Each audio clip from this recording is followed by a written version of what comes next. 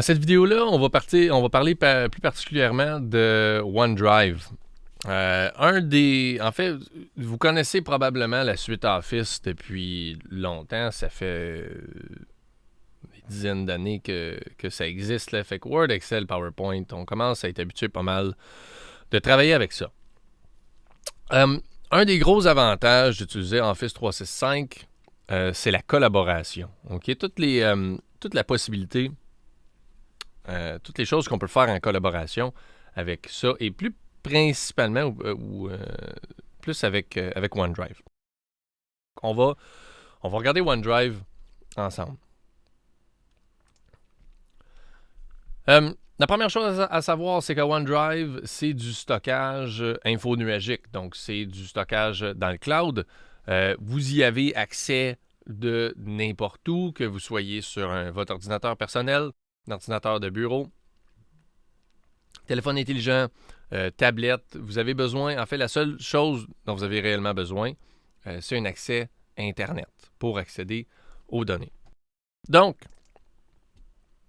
je vais aller me connecter sur Office, sur le portail d'Office 365.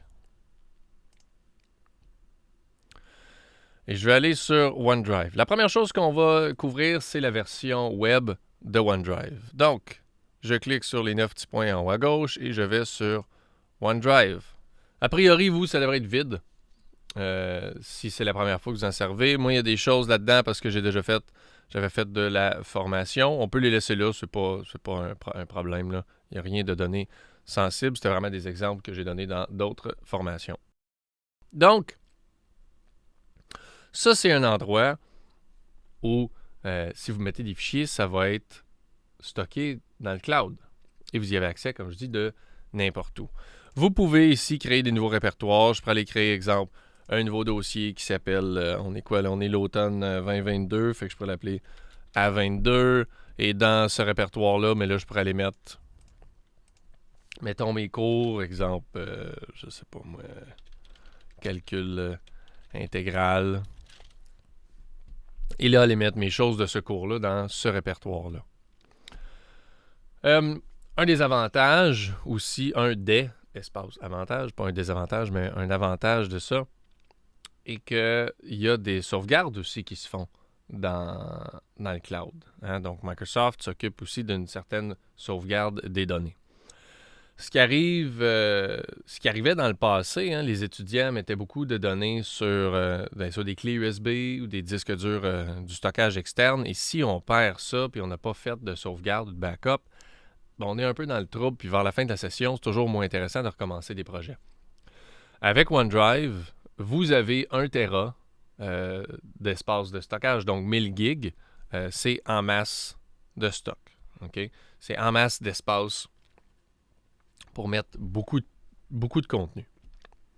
Donc, fait fonctionner avec OneDrive comme ça. Pour mettre des données sur le OneDrive, okay, je vais tasser la fenêtre ici. Je vais aller créer un document texte sur le bureau. Je vais juste l'appeler test 1. Si je veux mettre quelque chose sur le OneDrive, je peux juste faire un drag and drop et l'amener et il va aller se synchroniser automatiquement. Donc, j'y ai maintenant accès depuis le navigateur. En fait, ça, c'est plus rendu le même fichier. C'est vraiment une copie que je viens de faire. Fait que si je fais des modifications ici,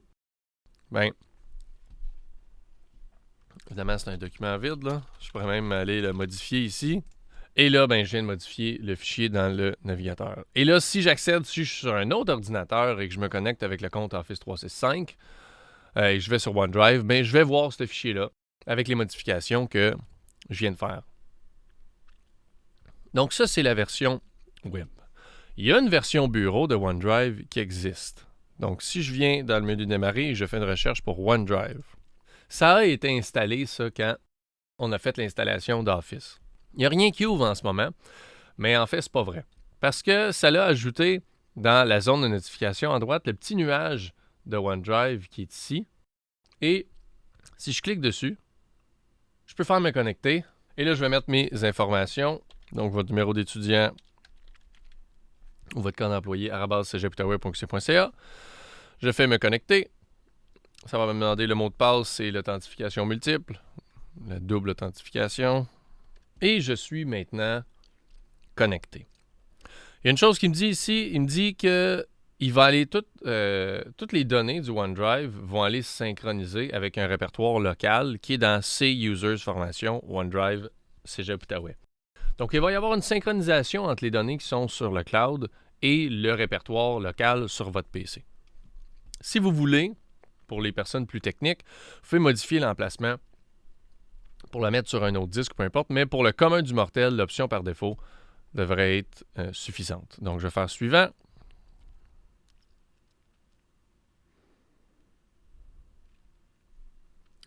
Ça me demande aussi, est-ce que je veux faire une copie de certains répertoires locaux sur le cloud? Donc, tout le contenu de bureau, documents, images, il peut faire une copie de ça pour l'envoyer sur le cloud pour faire comme des backups.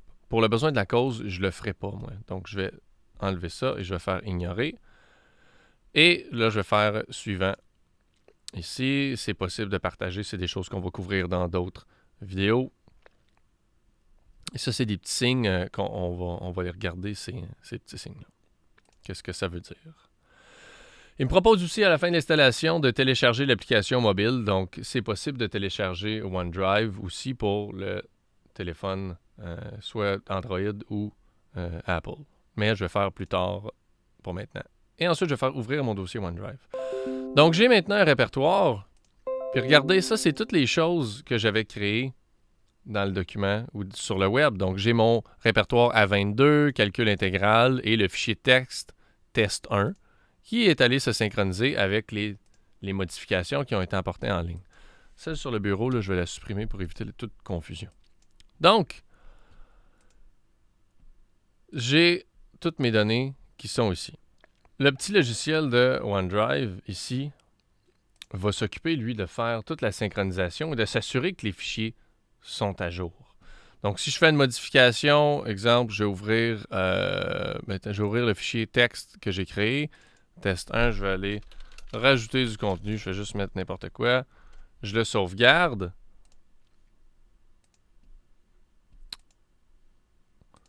Je vais venir voir. Puis là, regardez, il est en train de préparation du téléversement. Donc, il est en train de pousser les modifications sur le cloud. Et là, quand ça va être terminé, ben, mon document qui est sur le OneDrive, sur la version web, dans le cloud, va être à jour. Donc ça, c'est pas quelque chose qu'on a besoin de gérer, de copier des choses de la version locale à la version cloud. La synchronisation se fait automatiquement. On peut le voir aussi il y a une colonne état. Vous pouvez voir, elle vient juste de changer, là. Il y avait des petites flèches qui tournaient en rond, qui étaient le signe, en fait, de synchronisation. Et là, on a un petit crochet vert qui est là pour dire, ben, l'état de ce dossier-là, c'est synchronisé. Pour une présentation de OneDrive, ou la base, c'est les choses qu'on avait à couvrir dans cette vidéo-là.